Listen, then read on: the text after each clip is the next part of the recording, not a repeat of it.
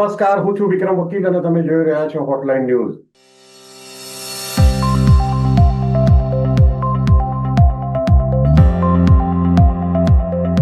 ગુજરાતની સ્થાનિક સ્વરાજ્યની ચૂંટણી નજીક આવી રહી છે, તેમ તેમ એના પ્રચાર ધીમે ધીમે શરૂ થયો છે, પરંતુ હજી જોઈએ એવું ભાજપ સિવાય કોંગ્રેસ અને આમ આદમી પાર્ટીએ એટલો પ્રચાર જોરદાર કઈ કહેવાય કે દરેક ચૂંટણીમાં જોવા મળે છે, એના કરતા થોડી ઢીલાસ જોવા મળે છે. આજે આપણે વાત કરીશું કે ચૂંટણી આ જે હમણાં આ વખતની કોર્પોરેશનની જે ચૂંટણી છે કે નગરપાલિકાની કે જિલ્લા પંચાયત તાલુકા પંચાયતની, એમાં આપણે ન્યૂઝપેપરમાં પ્રિન્ટ મીડિયામાં કે હજી સુધી ટીવી મીડિયામાં કોઈ એનો ચમકારો જોવા મળ્યો નથી. ખરેખર તો દર વખતે ચૂંટણી થાય ત્યારે અમે હું જયારે નાનો હતો, સ્કૂલમાં ભણતો ગુજરાતી સ્કૂલમાં, ત્યારે અમે ગામડામાં રહેતા. તો ગામડામાં જયારે ચૂંટણીની વાતાવરણ ક્યારે ખબર પડે કે સાયકલ પર લઈને લોકો પ્લેકાર્ડ લઈ નીકળતા એનું જે ઉમેદવારના કે પોસ્ટર થોડા ચોંટાડતા, ત્યારે કોઈ છાપા નહોતા આવતા. હવે આજે 60 વર્ષ પછી પરિસ્થિતિ એવી છે કે કોઈ બહુ ઓછા લોકોના ઘરમાં છાપા આવે છે. પરંતુ હવે સૌથી મજાની વાત એ છે કે સોશિયલ મીડિયા એટલું બધું પાવરફુલ થઈ ગયું છે કે સોશિયલ મીડિયાને કારણે ઉમેદવારોએ હવે ઘરે ઘરે જઈને પ્રચાર કરવાનો પણ રહેતો નથી. જો આવડત હોય તો કયા રાજકીય પક્ષ સૌથી વધારે સોશિયલ મીડિયાનો ઉપયોગ કરવામાં આગળ છે, કઈ રીતે ટેકનોલોજી છે, એ બધી વિશે આજે આપણી સાથે વાત કરશે જાણીતા પત્રકાર જગદીશભાઈ મહેતા. જગદીશભાઈ, હોટલાઇન ન્યૂઝમાં આપનું સ્વાગત છે. જી નમસ્કાર સર. નમસ્તે જગદીશભાઈ. જગદીશભાઈ, આ ચૂંટણીની આપણે જોઈ રહ્યા છીએ આખા ગુજરાતમાં. તમને એવું લાગે છે કે જે દર ચૂંટણીમાં જે રીતે પ્રચાર તંત્ર ગોઠવાય છે દરેક રાજકીય પક્ષોનું, એને એમાં આ વખતે કોઈ ફેરફાર લાગે છે? આસમાન જમીનનો ફેરફાર છે વિક્રમભાઈ, આસમાન જમીનનો સર. પહેલી વાત તો ઈ કે આ ચૂંટણી રાજકીય પક્ષો માટે ભલે સેમી ફાઇનલ હોય, પણ જે ઉમેદવારને ટિકિટ એના માટે આ ફાઇનલ છે. કારણ કે આ વખતે ભારતીય જનતા પાર્ટીએ જે 3 ક્રાઇટેરિયા મૂક્યા, એ ક્રાઇટેરિયા ભવિષ્યમાં બીજી પાર્ટીમાં આવી શકશે. ભાજપે મૂક્યા છે શું?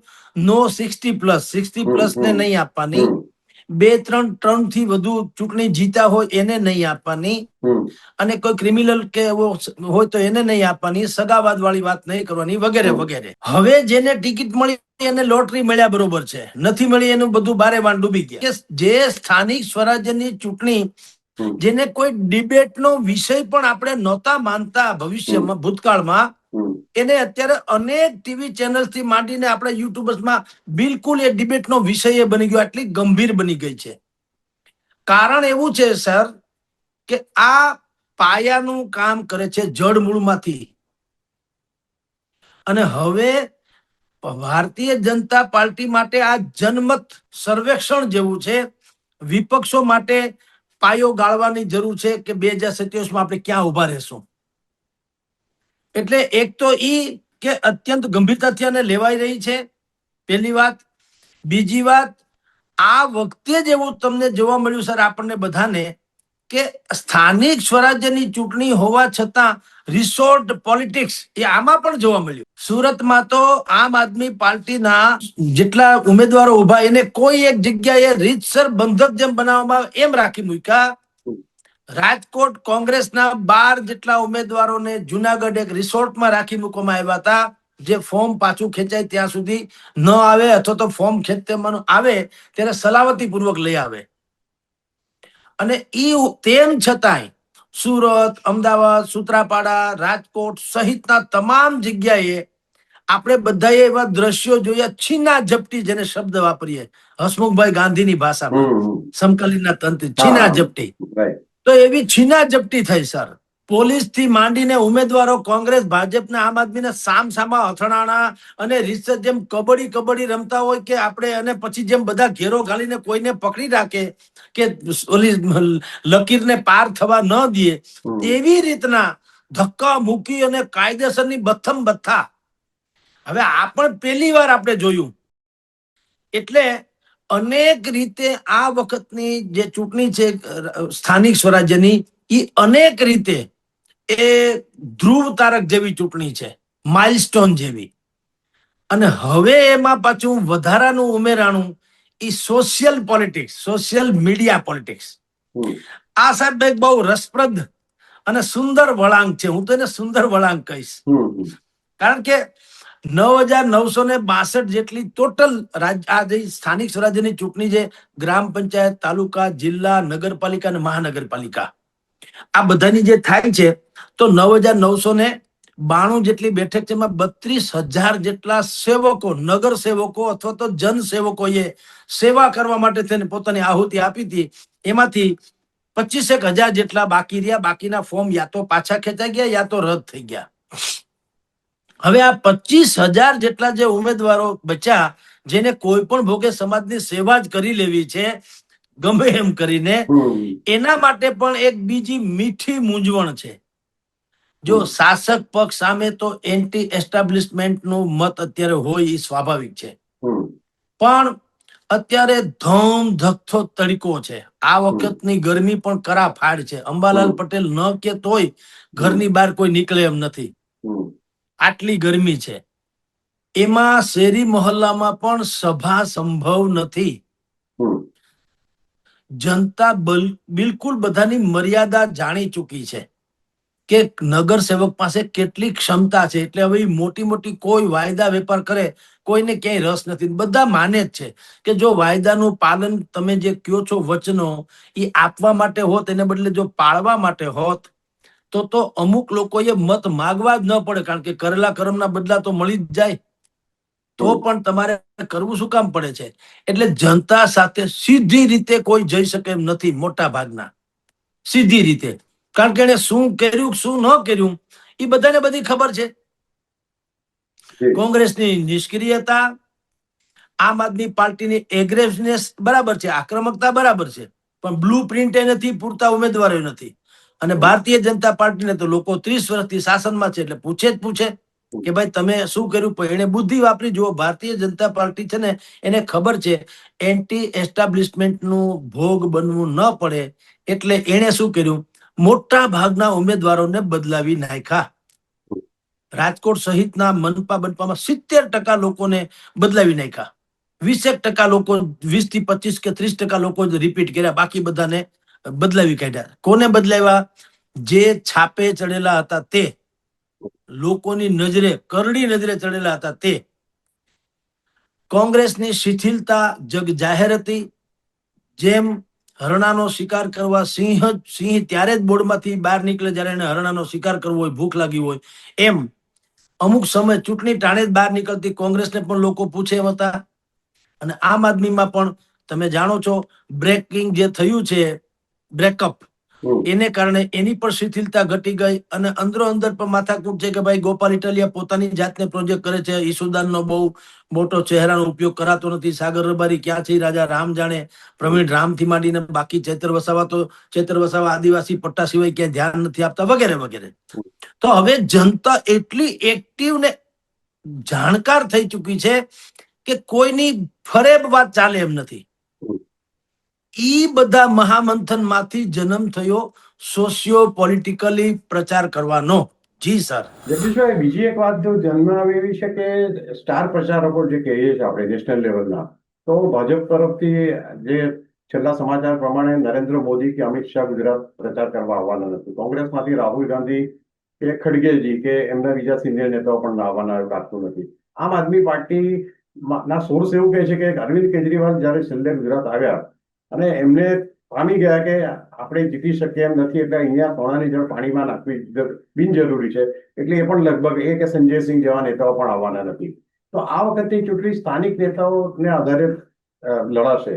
તો પછી એવું લાગે છે કે તમે મીડિયાના પર્સન, ઘણા વર્ષોથી મીડિયામાં તમે પણ છો મારી જેમ, તો આટલા વર્ષો આપણે પ્રિન્ટ મીડિયાનો એક જોતા હતા કે વર્ચસ્વ રહેતું હતું ભૂતકાળમાં, આજથી 15 વર્ષ પહેલા આપણે કહીએ તો. પછી ધીમે ધીમે ઇલેક્ટ્રોનિક ટીવી મીડિયા આવ્યું, હવે સોશિયલ મીડિયા આવ્યું. તો હમણાં તમે જો છાપામાં હજુ સુધી કોઈ પણ પક્ષની, ભાજપ સહિત, જાહેરાત ચાલુ નથી થઈ. બીજી તરફ ટીવી પર પણ મને લાગે છે કદાચ ભાજપ એક છૂટી છવાઈ જાહેર ખબર આપી છે, એમને રીલ્સ મૂક્યા છે એમણે, અને સોશિયલ મીડિયા પણ એમણે શરૂ કર્યું છે. પણ ભાજપને વધારે ફોકસ સોશિયલ મીડિયામાં એવું લાગે છે. તો આમ આદમી પાર્ટી તો પહેલેથી સોશિયલ મીડિયામાં એક્ટિવ છે, કારણ એમને આઈટી સેલ વધારે પાવરફુલ છે, અંગત રીતે હું માનું છું. કોંગ્રેસ આ બાબતમાં સૌથી નબળી છે એવું લાગે છે તમને? સર નબળી તો નહીં, પણ એને પ્રયોગ સારો કર્યો. સોશિયલ મીડિયામાં જે સ્ટાર છે એમાંના કેટલાય લોકોને અહીંયા જે છે આરજે આભા કરીને તો એને ટિકિટ આપી. એમ સોશિયલ મીડિયાના જે સ્ટાર છે એમાં 10 જણાને કુલ ટિકિટ મળી છે આ વખતની સ્થાનિક સ્વરાજ્યની ચૂંટણીમાં. એટલે આમ તમે જે આપે જે વિશ્લેષણ કર્યું બરાબર છે. પ્રિન્ટ મીડિયામાં માહોલ જોવા નથી મળતો, ટેલી મીડિયામાં પણ સરકાર સિવાય કોઈને પોહાતું નથી એવું લાગે છે. સોશિયલ મીડિયાની મજા શું છે સાહેબ? એક તો દરેક માણસ પત્રકાર જેવું છે. હું મારા મોબાઈલમાં મારો વિડીયો ઉતારીને બહાર મૂકી દો એટલે વાત થાય પૂરી. એમાં કોઈની પરમિશન લેવાની જરૂર નથી. બીજું, ગમે તેમ ગમે તેટલું ગમે તેના વિશે બોલી શકાય, રાઈટ? એટલે હવે જમાનો આવ્યો સોશિયલ મીડિયા સ્ટાર્સ નો. જે એક જમાનો પ્રિન્ટ મીડિયાનો હતો, ટેલી મીડિયાનો હતો, એ હવે સોશિયલ મીડિયાનો. જે યુટ્યુબર્સ છે, જે સોશિયલ મીડિયામાં ઇન્ફ્લુઅન્સ, જેના વધારે પડતા ફોલોઅર્સ જે છે, જે સોશિયલ મીડિયામાં સતત ચમકતા રહીએ. આપણે જેમ અહીંયા ગુજરાતમાં નીતિન જાની જે છે, ખજૂરભાઈ જેને કહે છે, તો નીતિન જાની થી માંડી રાધિકા રાઠોડ, વિરાજ ગેલાણી, ગીજુભાઈ, ધવલ દોમડિયા, બીજા એક રાજુભાઈ, જાનકીભાઈ બોડીવાલા વગેરે વગેરે. એમ તો બની ગજેરા, કીર્તિ પટેલ, કોણ કોણ નથી જે લોકો સોશિયલ મીડિયામાં ભયંકર રીતે એક્ટિવ છે, જેના ટૂંકા ટૂંકા શોર્ટ્સ જેને કહી શકાય, એ શોર્ટ્સ વિડીયો પણ બહુ જોવાતા હોય.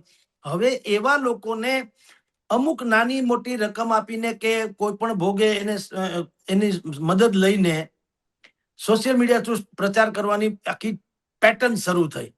અને વિક્રમ સર, આ બહુ સારી વાત છે. શું છે, જે અમિતાભ બચ્ચનને 70 mm ના પડદે જેટલી પ્રસિદ્ધિ નહોતી મળી શાયદ, એટલી એને કેબીસી ના ટૂંકા પડદે મળી. અને એનાથી પણ આગળ આપ પણ મને જાણો છો ને હું આપને જાણું છું સર.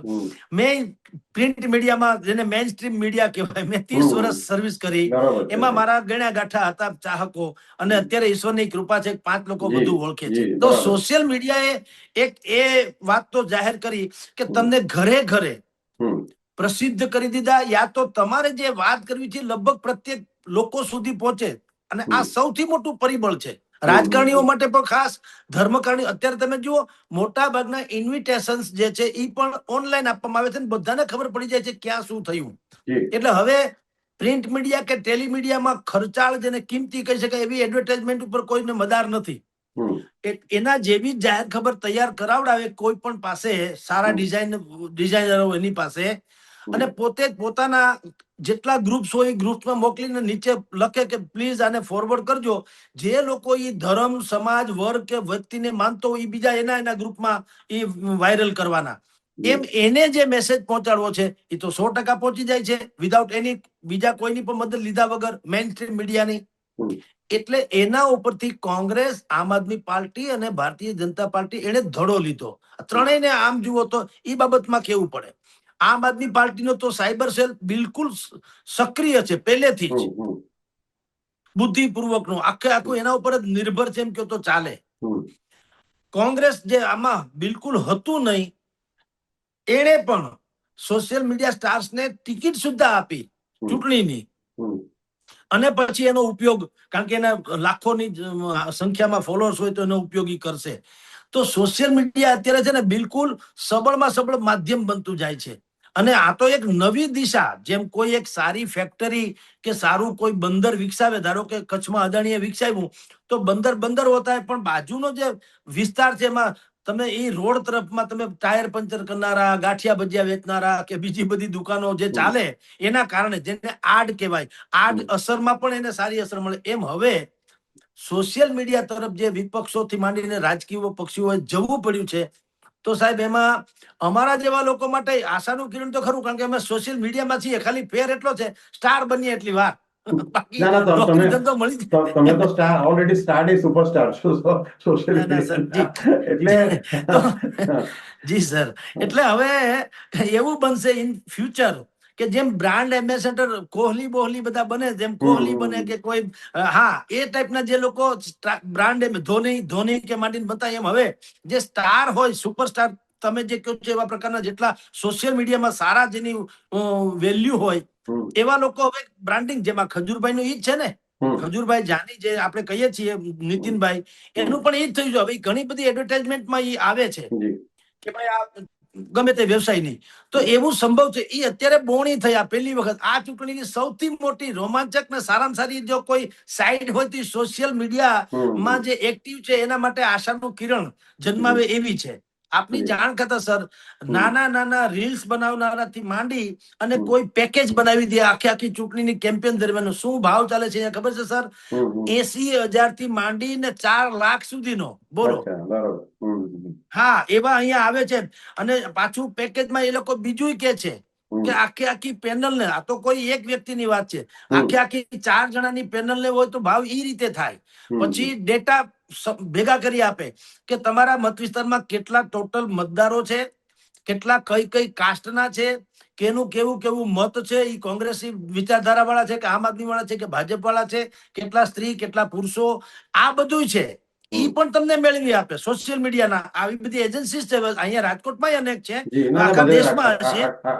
ગુજરાતમાં છે, બરાબર. હા, અને બીજું કે ઇન્સ્ટાગ્રામ ને રીલ્સ ને એ બધું સ્થાનિક બોલીમાં. મજાની વાત પાછી ઈ છે, છાપું કે ટેલિમીડિયામાં શું છે, અમુક ડિપ્લોમેટિક લેંગ્વેજમાં વાત કરવામાં આવે, ત્યારે અહીંયા હાવ તળપદી ભાષામાં, સ્થાનિક ભાષામાં બિલકુલ એવી રીલ્સ બનાવવામાં. અને બીજું કે જે ઉમેદવારે પોતાના જ મત વિસ્તારની વાત કરવી હોય તો જો તમે કોમન એજન્ડામાં સભા કરો તો એમાં તો ઓવરઓલ આખા શહેરની સમસ્યાની વાત આવે અને બધાનો પ્રચાર કરે. કોઈ કેજરીવાલ આવે, અમિત ચાવડા આવે કે ઈસુદાન આવે કે ભાઈ અહીંયા હર્ષ સંઘવીજી આવે, તો એ લોકો શું કરે, આખા યા ભાજપ કોંગ્રેસ યા તો આમ આદમીનો પ્રચાર કરે, કોઈ ઇન્ડિવિજ્યુઅલ નહીં. સોશિયલ મીડિયાની મજા એ છે કે જે પોતે જે વોર્ડમાં ચૂંટણી લડી રહ્યા છે એના જેટલા જે ગ્રુપ બનાવે અથવા તો બનાવવામાં આવ્યા હોય એને ઈ કે ભાઈ હું તમારે અહીંયા ફલાણી કામ જે છે હું પૂરું કરી દઈશ, તો એના મતદારોને થાય કે અમને આ ઠોસ વચન મળ્યું એમ, ખાલી મભમ નહીં.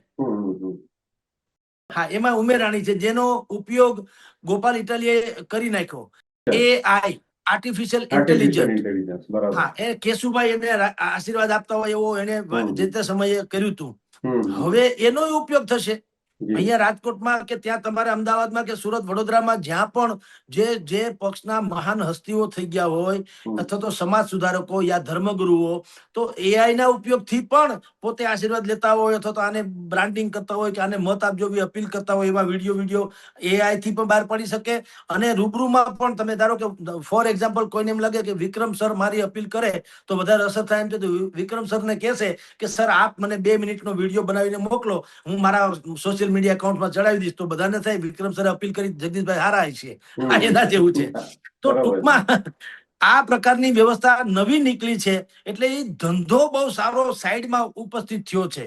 એનાથી ગ્રાફિક ડિઝાઇનર્સ જેટલા હોય એ, પછી વિડીયો એડિટર્સ હોય તે, અને મીડિયાના મેનેજિંગ કરનારા લોકો હોય, આ ત્રણેયના ધંધા બિલકુલ સારા ચાલે એમ છે. એ આ નવો થયો ના તો ટ્રેન્ડ શરૂ થયો, વિધાનસભામાં તો લગભગ ફાટીને ધુવાડે જશે.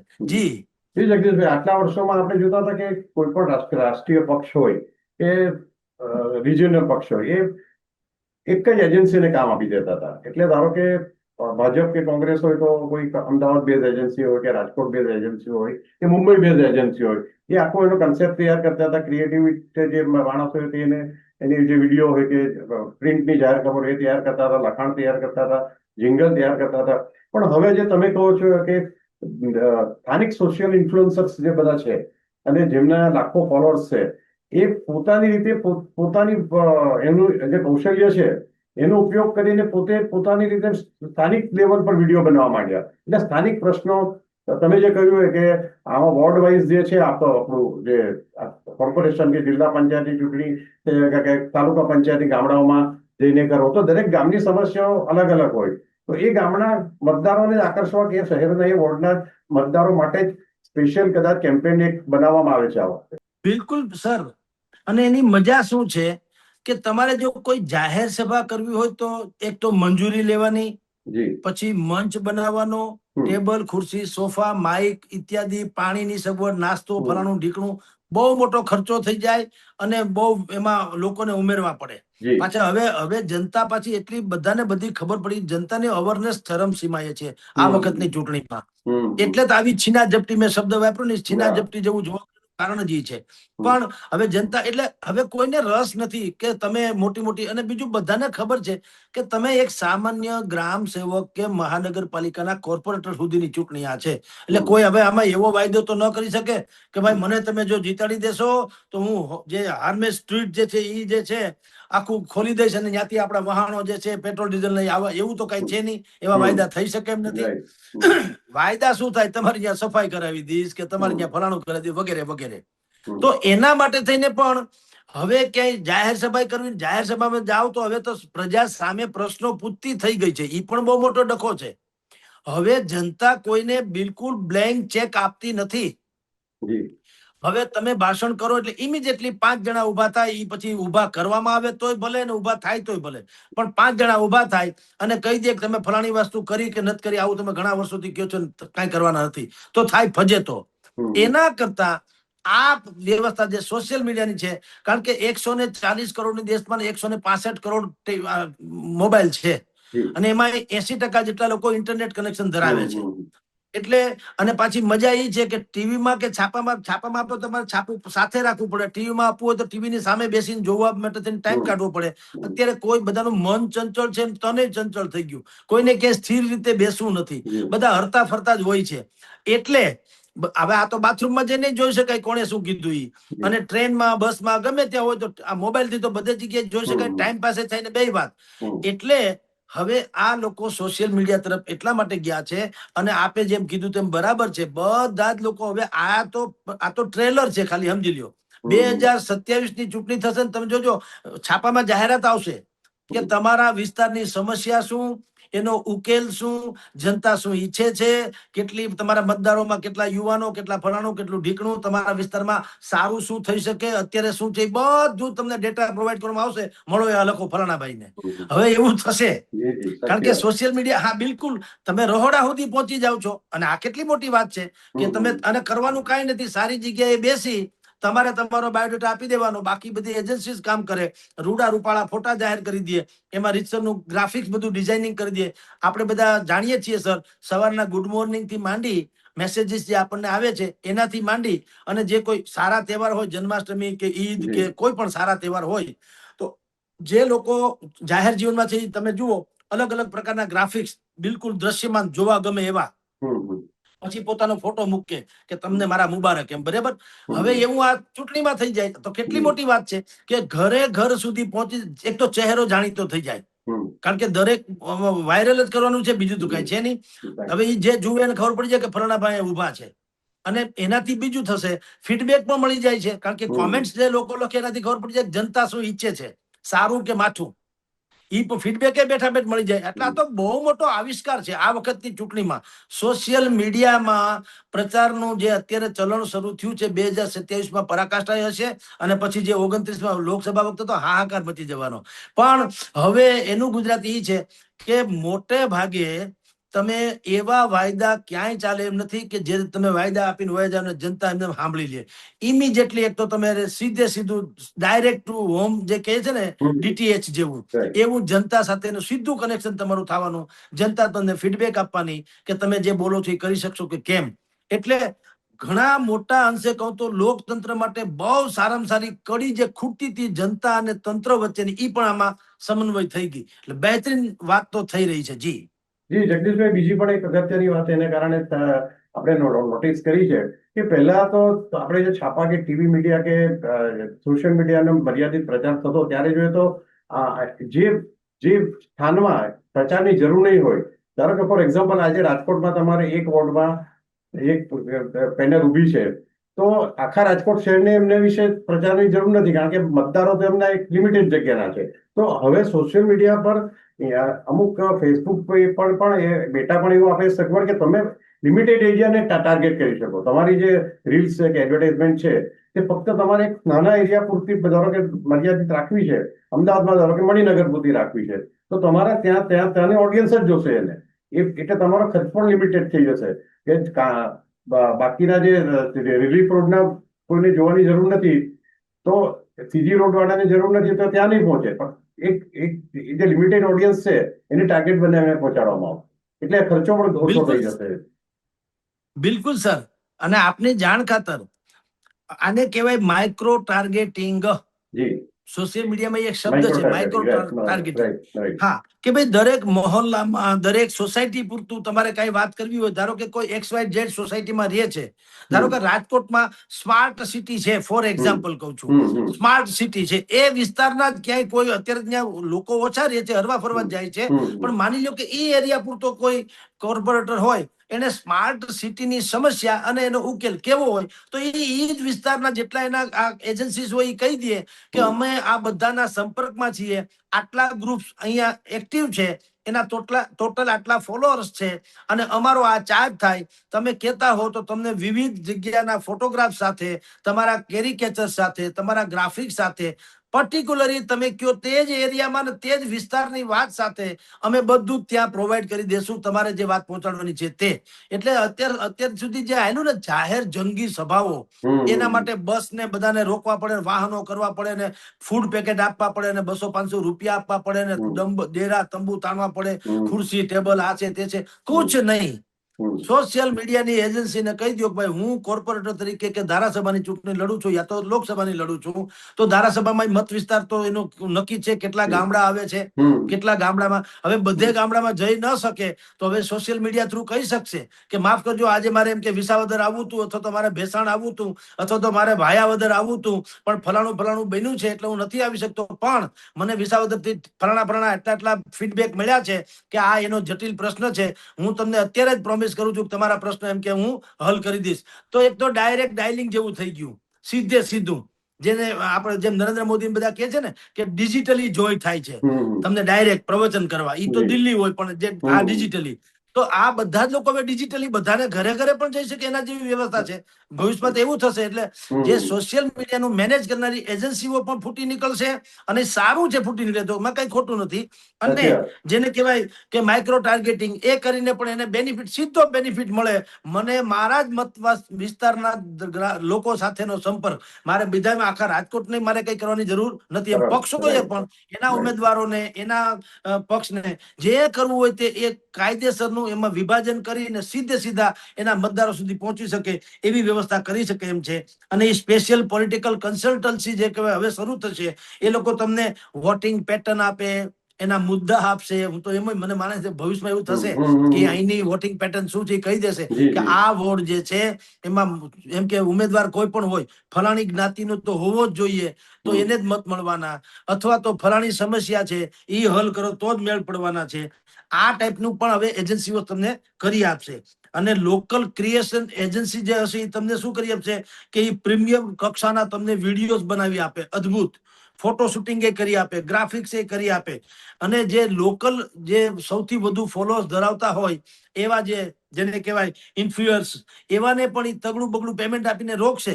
તો ઈ વિસ્તારમાં તો એ પ્રખ્યાત હોય, ઈ જ કહી દે કે આપણે ત્યાં ફલાણા ભાઈ ઉભા છે ને એને આટલા વચન આપ્યા છે, કારણ કે પોતાના ફોલોઅર્સ બહુ જાજા હોય એટલે જાજા લોકો સુધી વાતે પહોંચે એમ છે. એટલે મારી દ્રષ્ટિએ ડિજિટલ ઇન્ડિયા થાય કે ન થાય, ડિજિટલ પોલિટિક્સ તો થઈ જ રહ્યું છે. અને ડિજિટલ પોલિટિક્સમાં હવે આ જે પ્રચાર જે છે એ પણ અદ્ભુત રીતે આ વખતે ગુજરાતે એમાં પહેલ કરી ગણાય સાહેબ. બહુ સાચી વાત કહી જગદીશભાઈ તમે. અને હવે મને લાગે છે ભવિષ્યની ચૂંટણીઓ પણ આને ફોલો કરશે, વિધાનસભા હોય કે લોકસભાની, અને એ વખતે પણ આ સોશિયલ મીડિયાનો ઉપયોગ પહેલા કરતા હજાર ગણો વધી જશે. ખૂબ ખૂબ આભાર જગદીશભાઈ, તમે હોટલાઇન ન્યૂઝ સાથે જોડાયા અને અમારી સાથે આટલી સુંદર વાતો કરી. Thank you very much. જી નમસ્કાર સર. નમસ્કાર સર.